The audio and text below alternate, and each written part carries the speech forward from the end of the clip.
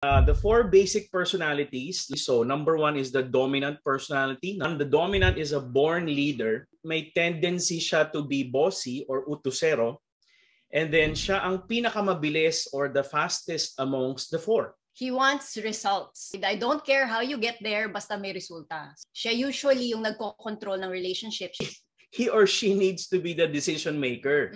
Gusto niya siya yung final say. Medyo impatient kasi nga mabilis sila. Achiever, workaholic. Kapag meron kang dominant baby, kasi nga yung mga personalities, they are God-given. Kahit bata pa, makikita mo na, no? So if you have a dominant baby, kapag hindi mo binigay yung gusto niya, nagwawala yon. Verbally, audibly, talaga. Magaling kumita ang dominant and magaling dumiskarte. Dominants also like pressure. And they can work under heavy pressure. This is RM, Relationship Matters. Your online ninong and ninang saying, wag Pera-pera lang ang pagkuha ng ninong at nina.